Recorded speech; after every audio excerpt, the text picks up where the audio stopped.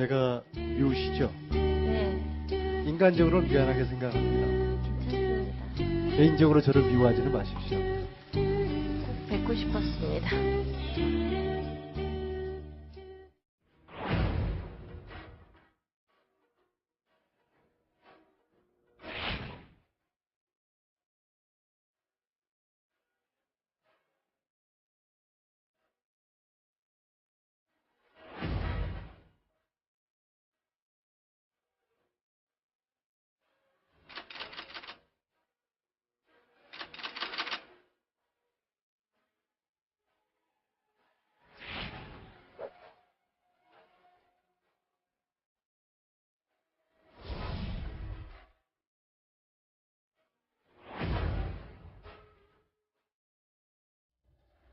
네, 특검팀이 특검 수사기간 연장이 무산되면서 수사는 마무리를 했는데 어제 기자단과 오찬에서 여러 가지 수사 뒷얘기, 에피소드들을 들려줬는데요. 그동안 틈틈이 알려졌지만 장시호 씨가 사실 주요 피의자였는데 복덩이다 이런 얘기가 나오면서 저런 식으로 특검팀과 상당히 돈독한 친분도 유지를 했던 것 같아요. 사실 특검팀 입장에서 정말 복덩이죠. 예. 특검팀이 찾아낸 게 아니라 장시호 씨가 자발적으로 갖고 온 것들이 많았잖아요. 첫 번째로 원래 JTBC에서 최초로 있었던 태블릿 PC가 지위 논란부터 굉장히 내용을 겪고 있을 때 네. 두 번째 태블릿 PC를 특검에 제공을 하면서 첫 번째 태블릿 PC 논란까지 다 덮어버렸어요. 그거는 특검 입장에서도 굉장히 의미가 있는 상황이었고, 또 하나는 기억하시겠지만 박근혜 대통령과 최순실 씨가 차명폰으로 570여 차례 통화했다. 그 번호 외워서 알려준 것도 장시호 씨죠. 네. 그것도 굉장히 중요한 이슈가 됐었던 거고요. 그다음에 우병우 수석의 인사청탁 파일 관련해서도 최순실의 그 시크릿백, 화장실 갈 때도 갖고 다닌다는 시크릿백에서 또 그것을 사진을 찍어서 비서에게 또 보내놨었던 거, 그것도 제공을 했죠. 그리고 마지막으로 최순실 대여금 빨간 금고 위치, 물론 그 금고를 아직 못 찾았지만 그것까지도 다 제보를 했으니까 네. 특검 입장에서는 수사가 막힐 상황에서 장시호 씨의 도움 하나로 뻥 뚫리고 또 하나 막히는 상황에서 장시호 씨 도움으로 뻥 뚫리고 그래왔기 때문에 장시호 씨는 특검 입장에서는 복덩이 수준을 넘어선 것 같고요. 그리고 장시호 씨가 제가 보니까 이제 소위 본인의 잘못도 다 털어놓고, 그리고 이제 최순실의 이런 내용들을 다 특검에 이제 제보하고 협조하면서 마음이 굉장히 좀 가볍고 편해진 것 같아요. 네. 최초에는 아들 때문에 굉장히 힘들어하다가 이제 좀 자연스러워지면서 이제 어제 보니까 손편지 전 그거 보고 완전히 빵 터졌었는데 네. 의왕교도소에서 의왕대학원에서 대학원, 네. 이렇게 잘 지내고 있습니다라는데 의왕대학원이 서울구치소거든요. 의왕이 서울구치소가 거기 있는데 네. 그러니까 난 거기서 지금 잘 배우고 반성하고 있습니다라는 취지의 편지였다는데 정말 부침성도 굉장히 좋은 것 같고요. 그러니까 특검 입장에서 분명히 피의자고 잘못은 했지만 굉장히 수사에 협조적이었기 때문에 나중에 이제 재판 과정에서 장시호 씨는 굉장히 많은 선처를 받지 않을까 개인적으로 그렇게 생각해 봅니다. 네.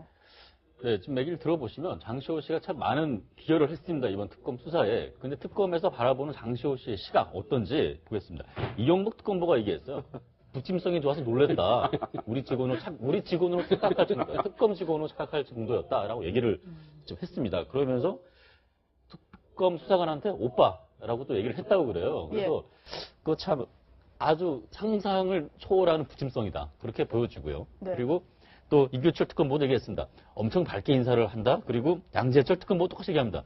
아까 제가 머리가 좋다. 공부를 못한 게 아니다. 안 한 거다. 그런 얘기를 했습니다. 그래서 의외의 면목이 계속 드러나는 것 같아요. 그러니까 부침성이 좋다는 건요. 네. 그 특검 수사관한테 오빠라 그런 것도 그렇고 그 여성 교도관한테도 언니라 그래가지고 또 이제 부침성 이렇게 잘 지낸다. 그리고 또 이재용 부회장 구속에 어찌 보면 혁혁한 공을 세운 게 장시호 씨인데 그렇죠. 네. 장시호 씨가 구치소에 또 이재용 부회장 만나서 또 먼저 반갑게 인사를 또 했고 이재용 부회장도 흔쾌히 안녕하세요라고 인사를 했었다고 저런 얘기도 있고요. 그리고 저 머리가 좋다라는 얘기는 뭐냐면 그 휴대폰 번호 같은 거를 어디 적어놓은 게 아니라 그 영상체로 외운다고 하잖아요. 예를 들어서 이런 그 대본이 있으면 이 대본을 하나하나 보고 외우는 게 아니라 이 영상체로 외우는 능력이 굉장히 뛰어나다 이런 얘기가 나왔었는데 그런 의미로 머리가 굉장히 좋다. 아까 성적표는 가가가가였지만 실생활에 사용하는 머리는 참 좋다. 이런 얘기까지 나오는 상황입니다. 네. 이런 사람을 일컬어서 이제 스트리트 스마트라 그러거든요.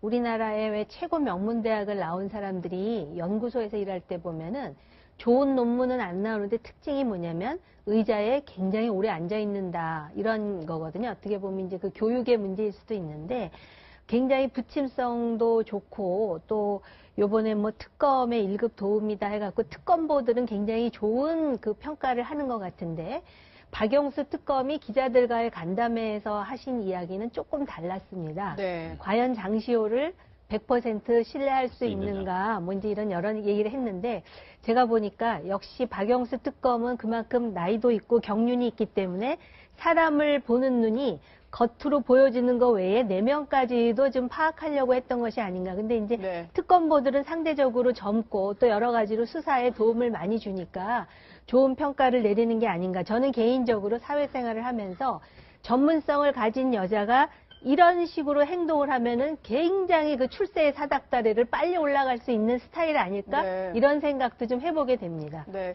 그 여러 가지 일화가 있어요. 그 아이스크림을 얻어 먹었다 이런 얘기도 있었는데 실제로 이제 아이스크림을 특검팀에서 주니까 그거를 먹고 나서 내일 와서 먹어야지 하면서 냉장고에 이제 먹고 남은 거를 넣어놨다 이런 얘기도 있었고 그리고 이제 조사를 받는 과정에서 염치 없는 부탁인데 도넛이 먹고 싶다 이렇게 얘기를 했다고 해요. 실제로 뭐 사줬는지는 확인이 안 되는데 아무래도 뭐 저 정도 얘기까지 했으면 사오지 않았을까 이런 생각도 원래 들고 그 수사기관에 수사를 할 때요, 굉장히 이렇게 어찌 보면 수사기관 입장에서 복덩이 같은 참고인이나 피의자들이 있어요. 그러니까 본인 잘못뿐 아니라 다른 사람들 것까지 전부 수사기관이 밝기 힘든 것까지 다 진술을 하거나 이렇게 내놓는 쪽에서는 뭐든 해주고 싶어 합니다. 네. 실제로 진짜 아이스크림 주고 뭐 같이 뭐 차 같은 것도 같이 마시기도 하고 그리고 제가 생각하기엔 도넛도 아마 사다 주셨을 것 같아요. 뭐 지금 제가 말씀드렸던 것만 아까 생각을 해봐도 이 최순실 국정농단 관련해서 특검이 수사가 막힐 때마다 해소해줬던 게 장시호 씨라면 특검 수사관 입장에서는 아이스크림만 주고 싶었겠습니까? 근데 이제 저는 그 이거보다 더 재밌었던 건 아까 아이스크림 먹다가 이거 내일 와서 먹어야지 그리고 냉장고에 넣어놨다는 그 정도로 이 특검 그 수사 그 뭐 관들이나 특검보들과 사이가 그래도 이 너무 협조적으로 됐기 때문에 돈독했다는 측면도 볼 수 있는 것 같네요. 네. 네, 근데 장시호 씨 역할이 지금 특검에서 진술뿐 아니라 법정에서의 또 진술 여부가 중요하지 않습니까? 거기서 결정적인 또 진술을 할 수 있는 가능성이 크기 때문에 주요 증인 참고인이 될 것 같은데 어떻게 보십니까? 사실 장시호 씨가 이제 진짜 중요한 거는 법정에서죠. 아마도 장시호 씨의 검찰 진술, 특검 진술은 다 부인할 겁니다. 다른 이제 피고인들은 그 부인하게 되면 결국 이제 재판장이 직접 증인으로 출석해서 본인이 특검과 검찰에서 했던 얘기를 다시 해줘야 된단 말이에요. 이제 거기서 제대로 해주는 게 진짜 특급 도움입니다.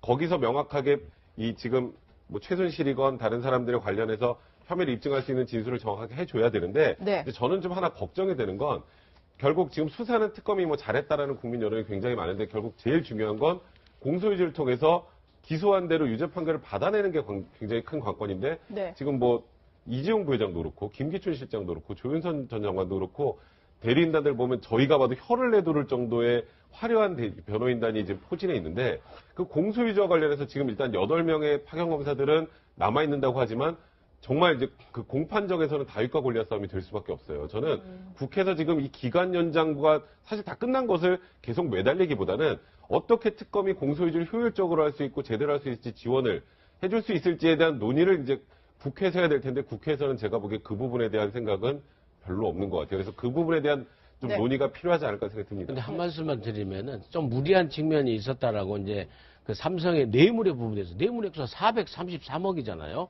근데 433억 중에서 K미르 재단에 낸 게 204억. 그 다음에 이제 그 최순실 개인 승마로 지원해주고 한 게 213억. 근데 이 부분에 대해서는 상당히 막 변호인단들이 쫙 하고 할 건데 특검으로서는 정말 이 그 장시호 씨가 고마운 게 장시호 씨한테 동계 스포츠센터에 간 16억 있잖아요. 이 부분을 장시호 씨가 아주 똑 떨어지게 해준 것 같아요. 뇌물 쪽으로. 그런 측면에서 재판부에 가서도 재판 과정에서도 이 동계 스포츠센터 삼성 지원금 16억에 대해서 장시호 씨가 굉장히 그 특검의 그 검찰 쪽, 특검 쪽의 도움 역할을 할 것이다. 그런 점에서 굉장히 저는 그 고맙게 생각하는 것이 네. 그 이런 칭찬으로 나오지 않나 저는 그렇게 봅니다. 네. 네. 그리고 어제 이제 박영수 특검이 했던 말 중에서 가장 좀 화제가 됐던 게 있는데 우병우 전 민정수석에 대해서 이렇게 얘기를 했습니다. 구속영장을 재청구를 하면 100% 구속이 될 것이다. 이렇게 얘기를 했는데 이게 사실 어떻게 보면 검찰로 수사가 넘어간 상황에서 거기서 뭐 특수본에서 수사를 하겠다 이렇게 밝혔는데 부담을 좀 주는 발언 같기도 하고요. 본인의 아쉬움을 드러낸 것 같기도 하고요. 부담을 준 발언이기도 하지만 이게 또 다른 측면이 있는 게 특검의 수사 범위하고 좀 관련이 있어요. 네. 특검에서는 그 세월호에서 외압을 행사했다라는 부분하고 개인 비리는 수사의 대상이 빠져 있었기 때문에 그걸 빼고 수사를 해서 구속영장을 청구했으니까 기각이 된 것이다. 그래서 이 부분까지 다 조사를 하게 되면 그러면 검찰에서는 당연히 구속영장을 발부할 수 있을 것이다라는 의미도 깔려 있는 거고 지금 말씀하셨던 것처럼 그러니까 마지막에 그런 최근에 이제 동아일보에서 그런 보도도 나오잖아요. 우병우 수석이 작년에 본인이 내사를 받고 굉장히 언론의 중심에 서 있었을 때 김순환 검찰총장, 그다음에 지금 이영렬 중앙지검장, 그러니까 특수본을 맡고 있는 네. 통화했던 내용들이 막 지금 그 내역들이 공개가 됐죠. 네. 그게 굉장히 검찰 입장에서 부담이 되는 사안이었는데 그게 특검에서 결국 나온 거잖아요.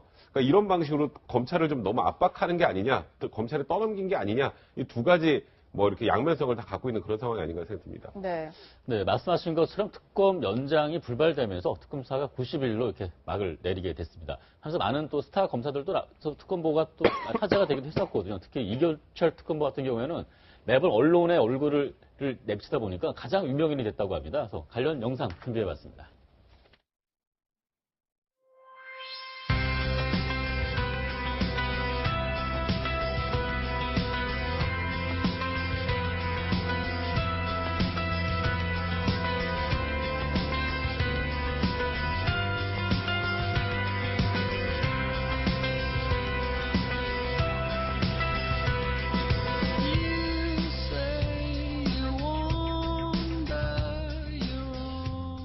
이교철 특검보 계속 지금 특검 대변 역할을 하다 보니까 네. 지금 강남에서는 강남 아주머니들이 아주 선호하시는 패셔니스타라는 얘기가 나올 정도로 인기를 끌었습니다.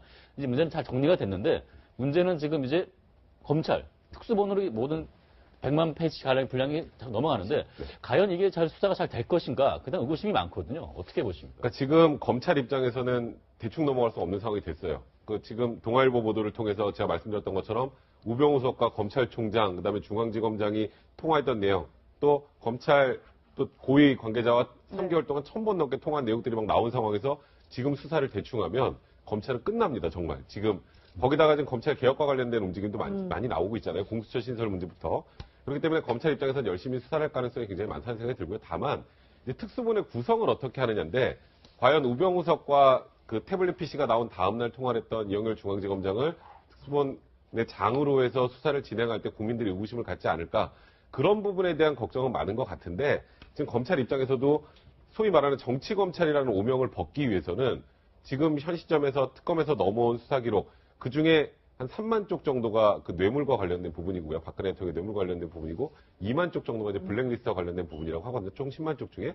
그러니까 그런 그 내용들을 기초로 해서 박근혜 대통령에 대한 수사, 그리고 지금 조금 전에 얘기했던 우병우 수석에 대한 수사, 이 부분이 명확하게 뭐 검찰에서 하지 않는 상황이 된다면 그럼 국민들의 지탄을 받을 수밖에 없는 상황이 됐고, 그러다 보니까 검찰에서 이제 원래는 탄핵 심판 선고가 이제 지금 대략 3월 10일이나 3월 13일 정도에 나올 가능성이 높다는 얘기가 많잖아요. 그러면 그 사이에 수사 기록 검토하고 그 이후에나 본격적으로 수사가 이루어지지 않을까라고 생각했는데 바로 수사에 착수하겠다는 얘기까지 나왔습니다. 검찰도 지금 그만큼 다급한 상황이니까 네. 검찰을 좀 믿고 한번 기다려볼 필요가 있지 않을까 생각이 드네요. 네, 이제는 특검의 수사 결과의 공은 이제 검찰로 넘어갔습니다. 수사가 어떻게 진행될지 진행 사항 찬찬히 좀 지켜볼 필요가